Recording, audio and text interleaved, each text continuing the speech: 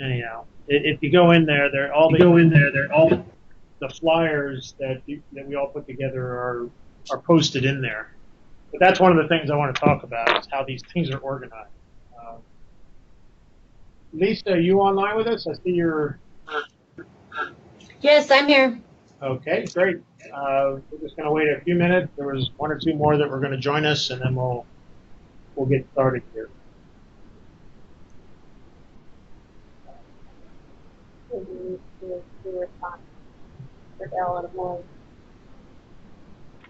Okay, so maybe we'll just get going here, and if others join us, that will be great. If not, we'll. The one thing that we are doing for this session is going to record it. One of our colleagues, who was it that asked for that? One of our registered providers said they could not attend to the system recorded. Yeah, so ASI, group ASI. So we said that we would do that. So we are recording this so that we can share it with others. So maybe what we should do is do a brief introduction on who we have here. So Lisa, maybe you can give a brief introduction of yourself. Hi, my name is Lisa Hogel. I'm at Arizona State University. All right. Ryan? Ryan Posnikoff with Bentley Systems, their construction academy. Okay, thanks, Ryan. Sandra? Yes, Sandra McGilvery, Managing Director with Valency. So we've been in this program for about 5 years now. All right, and then it looks like me and our team. So I'm Steve Cabano from Pathfinder. We also have Christine McIntyre. So if you're looking on your screen, we're using her Skype. So she's also with Pathfinder. She heads up our marketing department. And we have Matt Penzabeni, who is also part of Pathfinder and heads up our training group. So the transition from the registered education provider program to the registered provider program is one of the things that we wanted to kind of discuss here. So we also had two other folks that were going to join us. At least they said they were. And if they join, we'll have them kind of introduce themselves once we get online. So let me I'm going to try to keep this to as short as possible. So, you all probably know that, CII has converted from the registered education provider program to this registered provider program. The idea is that, the group that participates in this is not just going to provide training, it can also provide implementation of CII best practices. So that was going to be the what was it going to be called? The Registered Advisor Program. Right, Registered Advisor Program. They did away with that concept and said, let's just merge the RAP and the REP into this RP program. So now it's a Registered Provider Program. So hopefully I'm not telling you anything you already don't know, because hopefully they communicated it to everybody the same way. But in the same step, they also raised our dues for about 50%, right, to participate in this effort. And they had they've approached us and hopefully you all as well on how they can better support, this program. What can CII do to better support the program? And I've been verbally trying to give them some ideas and so on, but it never seems to go anywhere. So what I wanted to try to do is to get I guess maybe a stronger coalition of all of us, and then we go to CII and say, look, this at least are some steps that can help us in better supporting CII. So, one of the things that we were looking at is the way that this program is promoted, and I'll start off with the website. It's basically just a listing. And you got to go into the company and click on that organization, and then within that it expands to what that company can do and what best practices that you have confidence in that you can provide support. So one of the things that we were looking at is to better better align that, right, is to say, okay, let's list all of the registered providers and create a matrix. And maybe, Chris, you can bring up just kind of an example. And just let us know if you can see these the slides once we get them up there. Hold on for a second. So can you all see the matrix that has the logos on the top? Not seen anything yet there. But I know I've been having internal issues with sharing screens the last day, so it could be me. So I'll explain it, and then for those of you who can see it, Okay. Okay, so what we basically said is let's list the services, and we can agree on what these services are, if they're aligned with best practices or there's something else. Mm-hmm. Let's get this posted, something like this posted on the CII website that says here, if you're looking for support, and the support can be, hey, we need implementation of a tool, a practice of something, or we need a gap assessment on our best practices versus CII best practices, or we need training, or whatever, whatever the support happens to be. Let's list those on the left, and then for all of and there's 6 of us now, registered providers. Basically, all we did, if you can see this chart, is we took this off of the site the way that it is now, right? But you have to go into each company to figure this out. And this way, if I'm interested in modularization, I can go across and say, okay, there's a handful of people here that are modularization. I can contact them directly. We're still going to leave it up to the CII member company on who they want to work with, but at least now it gives a little bit better idea of what capabilities each of us have. If you go to the other one too, there's another chart that we thought that might add value, and we haven't filled this one out because I don't know who's experienced in what, but I know like Pathfinder, we're not what is it, the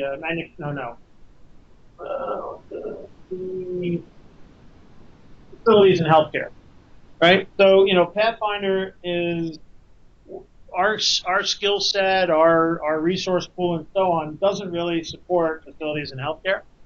So we wouldn't put ourselves in that block, and we're probably not even a FIATech, supporting FIATech as well as we should. So those 2 would probably be blank. We'd have upstream, downstream, oil, power, and manufacturing and life sciences as the industry sectors that we could support. I think all the other organizations should be honest in the way that they fill this out and do the same type of thing. So that way that if a client's coming into the site, they can say, okay, I'm in the manufacturing and life sciences. Let me see which organizations support that. And then I can go to the other matrix and say, okay, I need modularization in manufacturing and life sciences. And if I do the connections, I can see who can best support.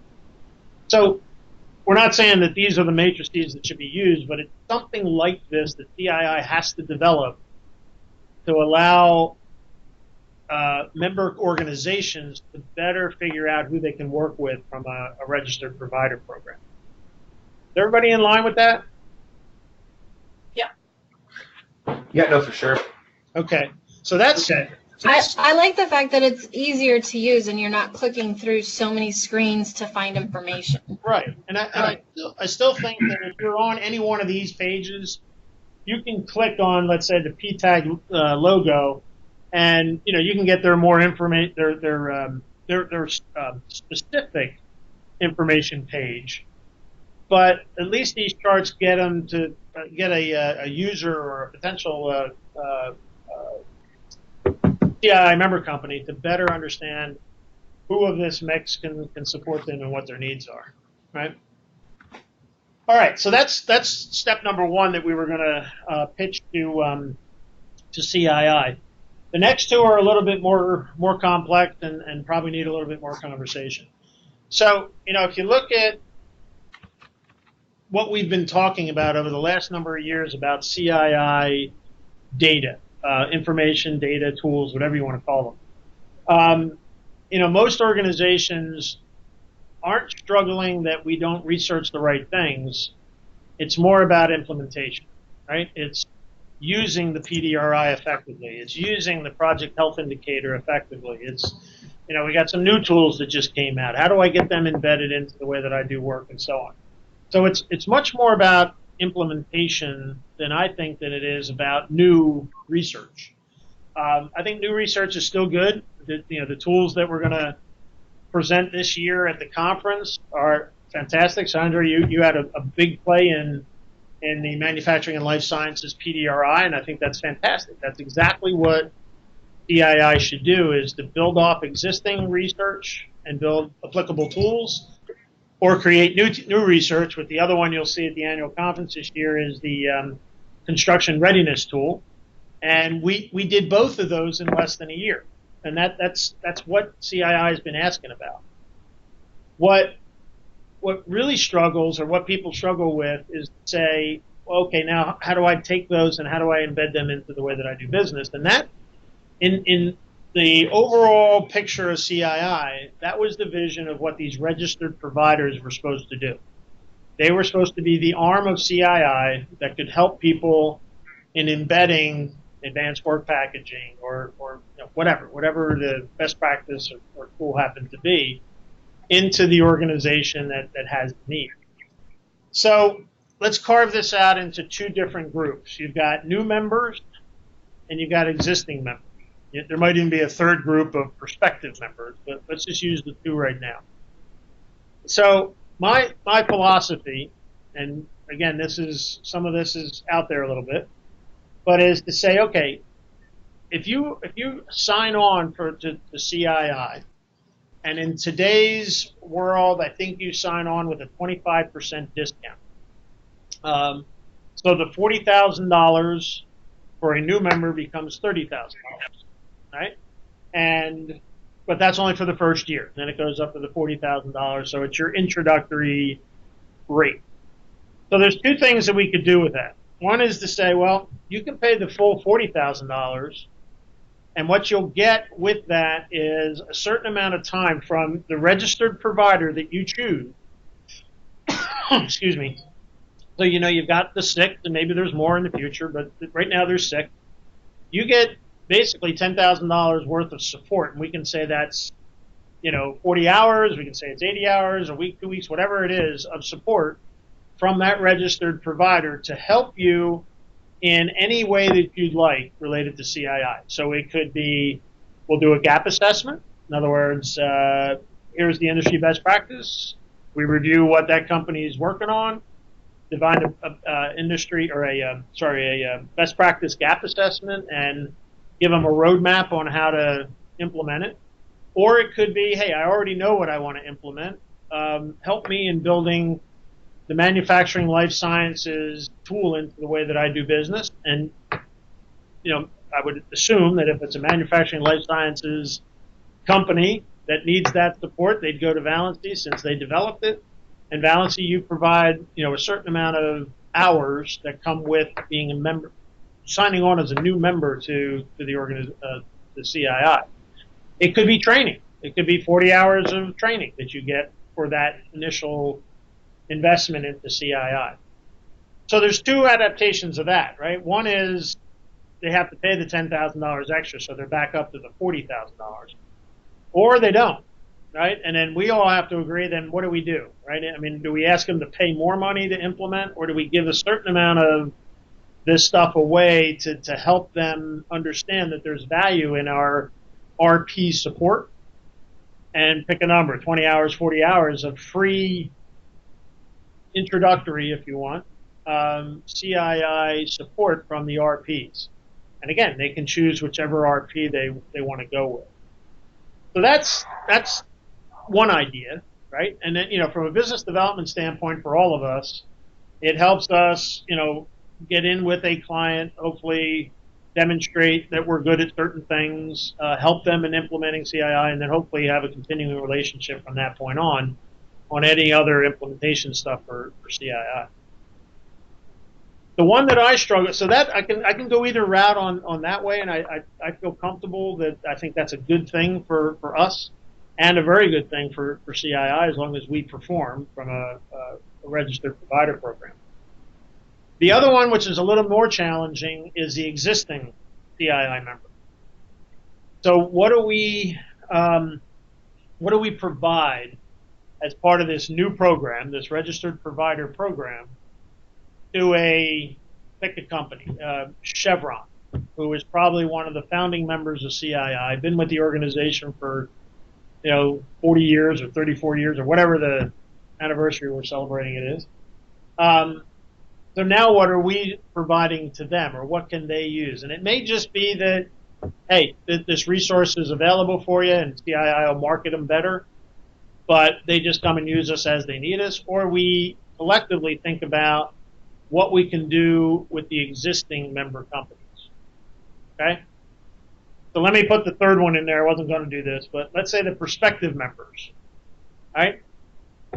You've got a company that's not a CII member, but we know that they can have value in it, and we've got to figure out a way that CII markets us as a registered provider entity to say, hey, talk to these people and let them explain, the value of being a CII member. So we're part of I'll call it the recruiting or the marketing or the business development aspect of CII to help them bring more organizations in, which help each of the industry sectors, right? Because you get more funding.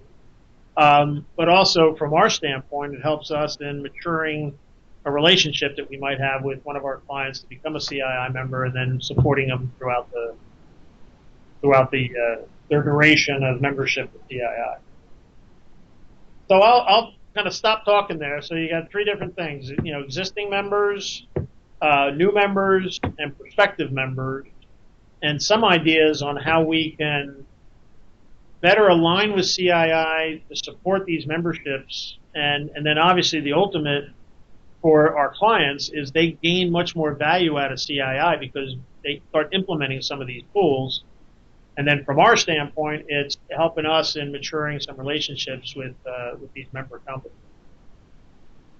What do you all think of at least the approach? I'm not sure about the details yet, but the approach.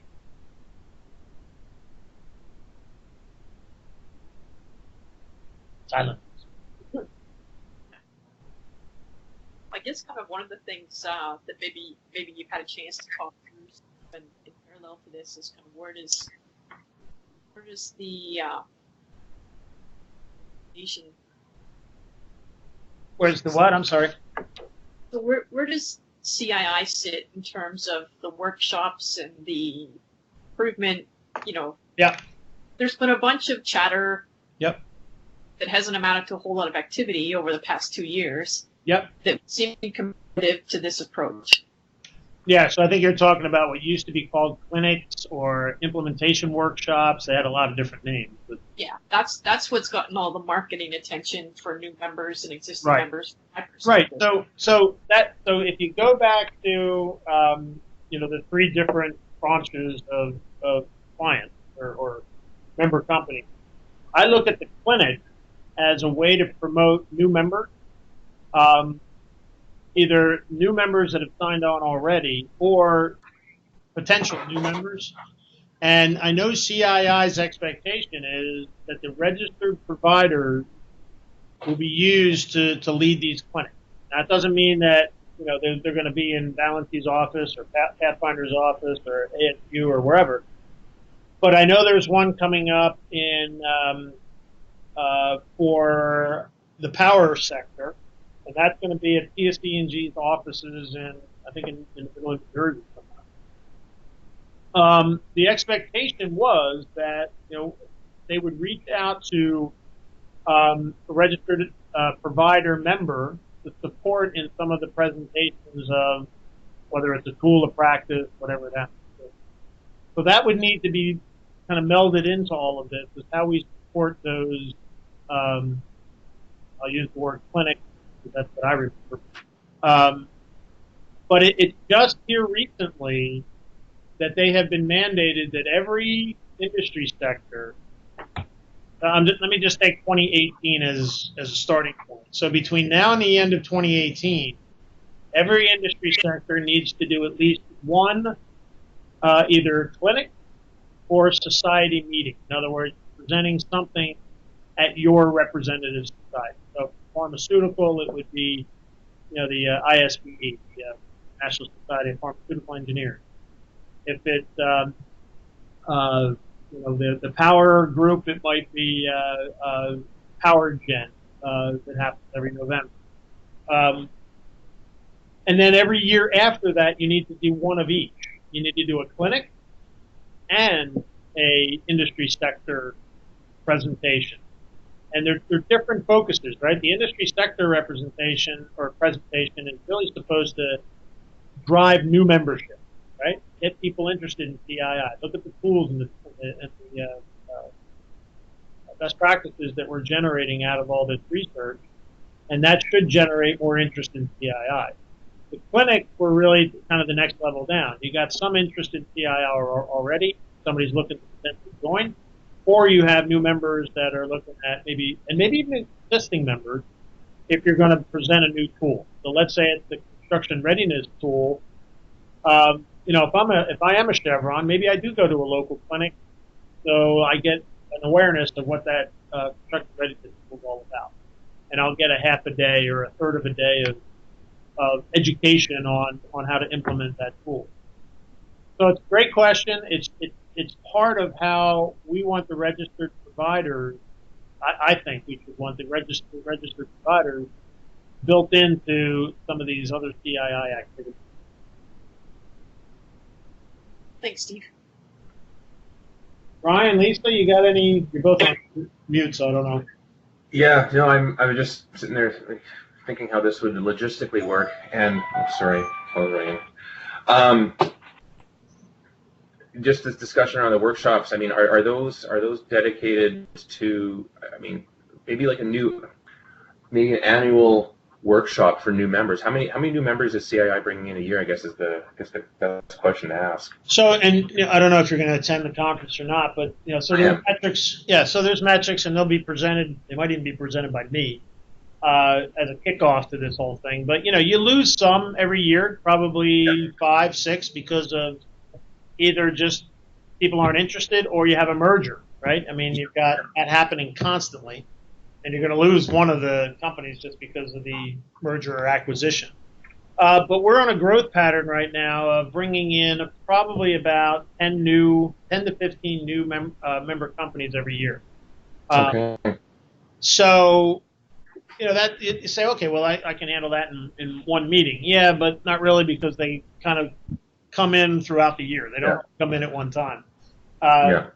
So the idea behind these other exercises is that, like these clinics, we were going to do, there's 6 industry sectors, right, if you include Fiatech. Every industry sector would do a clinic, but we would make sure, this is what the sector leadership committee is supposed to do, is to make sure each one of those clinics is done in a different region of the country. So you might have one in Houston, that may make sense. You're going to already have one in New Jersey with the power sector, right? You have something out in the West Coast. You do something in the Midwest. I mean, something like that covers everybody, but it's offered to all the different industry sectors. Even though power might be leading the one in New Jersey, if they're going to present something around the construction readiness pool, then anybody can attend. It doesn't have to be a power company. So that's the way that's supposed to work.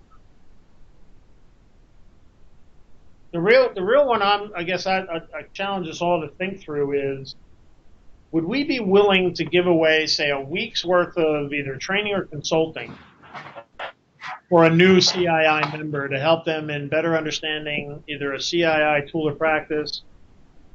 And our value proposition of all of that is to gain a customer, because they get comfortable with us and it leads to other work. That's, the selfish side of it is, if I've got, I don't know, a XYZ petrochemical company going to join CII, and they say, hey, Pathfinder, you look like the RP that I'm willing to work with. I give them roughly a week's worth of either training or gap analysis or whatever. they get comfortable with Pathfinder, and now we've got a client that maybe we can do some other things with. That's my selfish side of this. But are we willing to do that and give it away? I guess As a whole. as a whole. Everybody goes. Yeah. Yeah. When I say we, it's the RPs as a group. I mean, there's a few things to think about here. There's obviously the you brought up the financial impact of the discount that they get for joining as a member for the first year. So the 25% discount. Do they CII increase that? Probably they won't. And then there's going to be any financial impact that'll come to us if perhaps one group here gets the lion's share or whatnot. That's the lion's share that they're having to eat the cost on. What about extending that 25% discount towards the first engagement with an RP? It could. Then, yeah, I mean, I'm just thinking about the whole as far as funds flowing back and forth between organizations. That would kind of remove that movement, but it would provide a value add to the user. Yeah, my fear is that it and I don't think the $40,000 or $30,000 for the bigger companies that are joining CII is that big of a hit. But hand over $40,000 and then hand over some more money for implementation just felt awkward.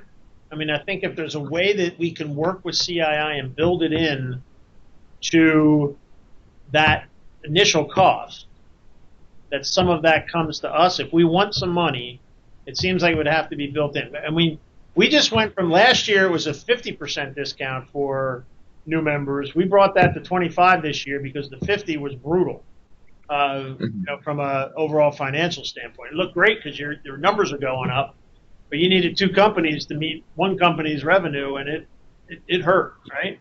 Yeah. So, if we wanted to feed us with some money to be able to do these early implementation steps, I think we'd have to work with CII in building that in. Mm-hmm.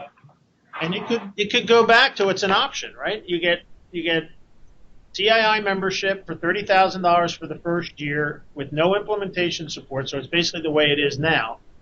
Or you say option 2 is you pay the full rate up front, and you're going to get X amount from your selected RP. You go to whatever RP you want, and here's like a little bit of a shopping list. You can do a gap analysis. You can get 40 hours of training. You can get whatever. We'll make that shopping list up from our RP collective discussions. Yeah. And that way it's still built into that initial whatever they pay right up front. And we don't ask for more money. I guess kind of a few thoughts, Steve. I mean, the approach makes sense in terms of making members successful. So I definitely think you're on the right track. $10,000 is way above our cost of acquisition for new customers. For us, maybe it's just our size, but that's a lot to invest in one customer for valency. But I think a derivative of it is a great idea. Yeah, I'm kind of, to some degree of the same belief. I don't, we don't tend to go around and just offer $10,000 or $12,000 worth of our services on a whim. It's, I guess, developing business isn't really the challenge right now. I want to be able to support CII members, but I might have a tough sell to my bosses to say I'm going to be giving out $70,000, $80,000 a year of free training or services. Yeah, and then pay membership fee and then pay an RP fee. Exactly. Yeah. Your membership and your RP fee. Yeah. So I'm just trying to think of how. Yeah. No, I understand, and I'm trying to say. So what do you all get out of the RP program today? Without it, let's just say it stays the same. I mean, are you happy with what it's doing for you? I know from my perspective, I've been getting. I track where all of our clients and potential leads come from, and the RP program is quite good, quite supportive. It's a very good percentage. Mm-hmm. I've been I've been happy with seeing their level of engagement in social media channels. That's a big one that I like to see. And then obviously your standard emails. I very often get reference to the monthly emails that get blasted out. I do like the idea of where we can, us as a group here can be doing something to support the new members in particular. I'm just trying to, I think this is the right conversation to have. It's just a matter of figuring out what the finer details. No, and I just threw these out as we did some brainstorming internal to Pathfinder, so they're nothing's etched in stone here. We just wanted to start the conversation. Yeah. No, I think it's the right conversation to have. I think, but overall, right now, I've been pretty happy with, the level of communication I've been getting from CII and direction of, clients coming to us via CII. Good. I mean, we see the same thing. I mean, I think it's an indirect connection because if you get, our client list, Pathfinder's client list, you look at CII's member company list, they're very similar, right? So one's feeding the other, and I got to believe some of it's coming from, our participation in CII and even this RP program. And there's a recognition that Pathfinder's in the business, and then all the other things kick in on the business development and marketing side to support that. So that we see that as well. Do we see that it could be better? And I think the answer to that is yes, because we don't get a request to say, can you help us implement, RT 331? We don't get that, right? So it's more about, a specific project. Maybe it's doing a project review, and hey, can you use the PDRI as part of that? But we don't get a specific implementation request for CII stuff, right? It's something different. Now, I would imagine, like in the work packaging, advanced work packaging area and so on, you probably do, right? Because we do a lot of that. So it's a lot of direct requests on how can we implement. Like I just came back from writing procedures for a client a couple weeks ago. So no, we do in a bit of a different take there. Yeah. So, I mean, I think hopefully we can, this audio recording, we'll get this out to the other RPs and have us all think about, I think what I'd like to do is I'm sorry? One thought, Steve, that's a bit of a derivative of kind of the 1 week concept. Probably more like a 1 day workshop would probably be more in line with kind of what I feel would be reasonable in terms of free services to help get a client in the right direction. Yeah. And in that time frame, you could do a walkthrough the best practices. You could have, pre-work in terms of them assessing kind of where they're strong, where their opportunities lie, so that at the end of that day, they have a bit of a roadmap that you could provide back to them.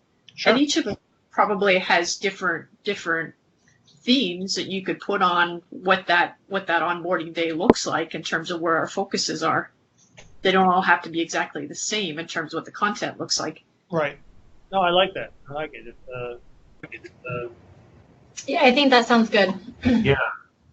I mean, I'm a big believer in in-person time, but I mean, what about an option of developing some kind of like an online 1 day type of workshop or introduction? I'm thinking particularly here for the new members, some kind of online forum that we could do on on a quarterly basis perhaps. Yeah, I think as long as that's live and not pre-recorded type of thing, so people can a live situation. I do something similar like that with clients probably a few times a year where we'll do like a 2-hour session live online.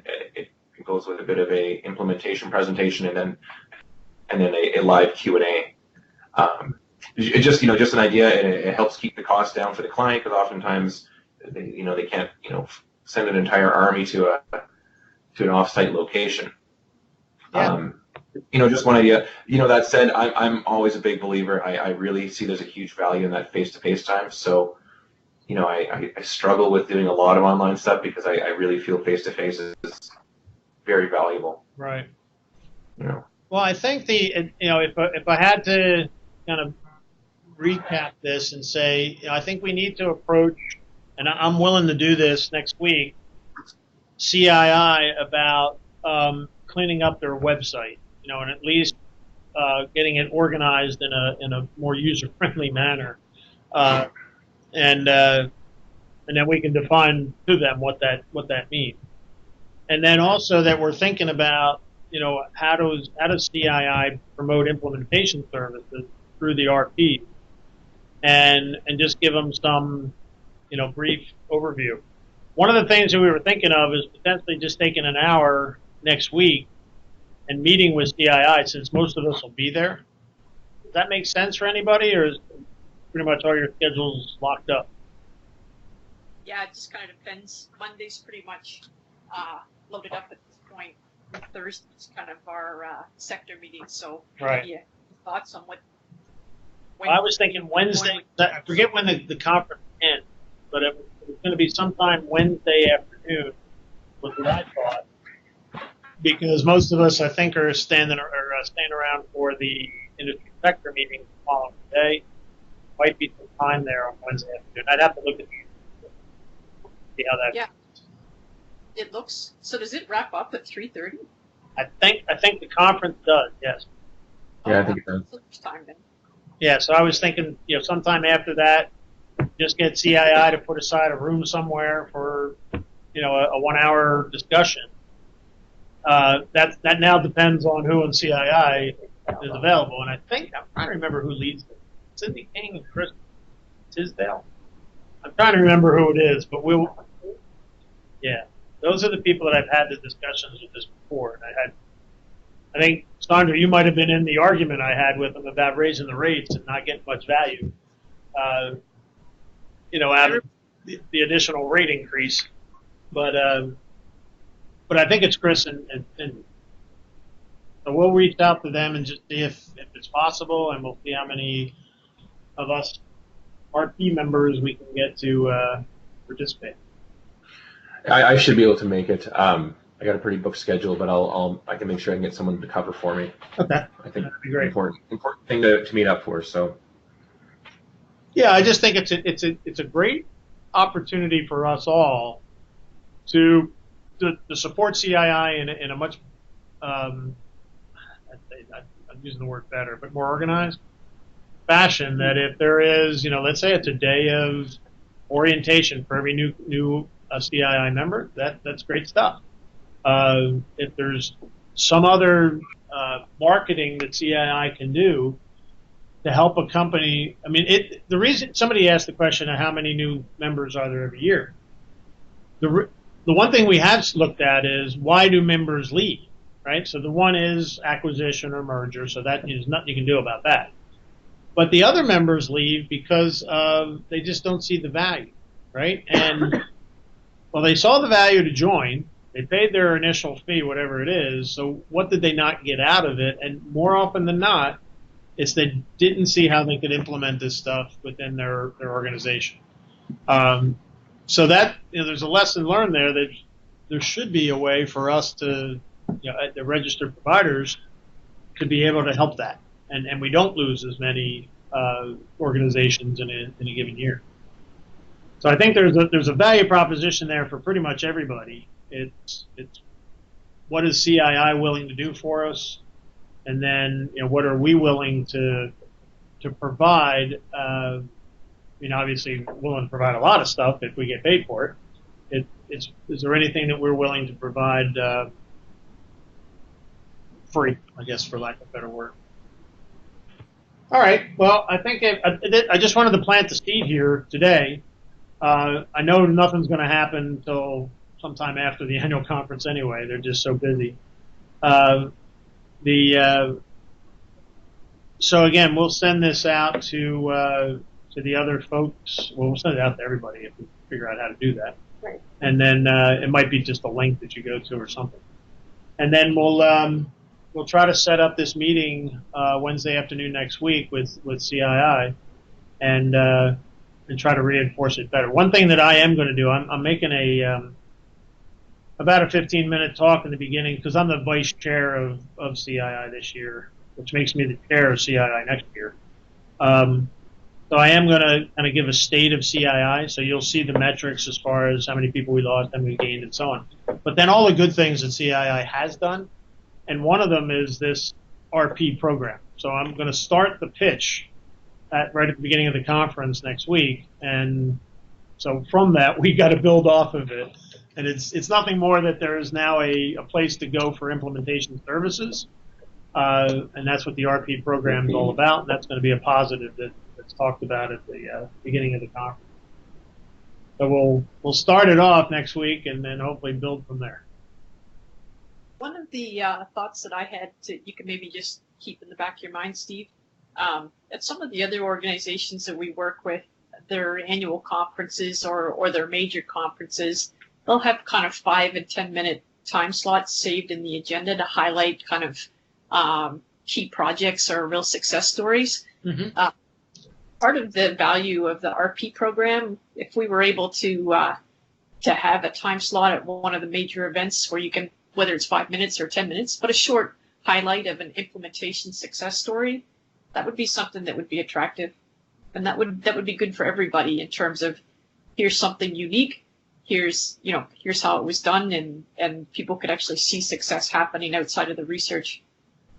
No, that's a great idea. I know they used to have full 1-hour presentations that if two CII organizations worked together to do something, whether it was owner contractor on a project or whether it was developing a training program or if it was a new tool or whatever it happened to be, they would allocate an actual slot within the agenda for that, and it was roughly an hour long. They did away with that for some reason. I don't know why. But I like the short snippet that here's two organizations that got together, both being, or maybe not being, but preferably both from the CII members, and here's the success story that they created. No, that's a great idea. Yeah, well, I know that people get. Go ahead. Now we're hearing you twice, Henry. Sorry. I don't want it to seem like it's a sales presentation for an hour, but Right. 10 minutes, if people are interested and it's a topic that's on their list of problem areas, they'll come and talk to you after. Yep. Yeah, that's great idea. It won't be in this year's conference, I'm sorry. We've got a bit of lead time for Yeah. I got a year to build it into next year's. We've got 5 days to figure this one out. Yeah, right. Get to it. All right. I didn't want to hold you back from your day-to-day activities any longer, but great conversation. I appreciate it. And we'll try to move this forward and come up with something that betters everybody as we move ahead here. All right. If anybody have any questions?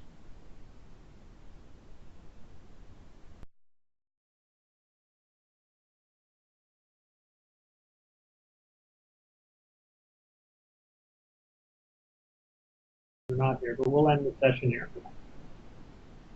Thank All you. right. We'll see y'all next week. Thank you all. Bye-bye.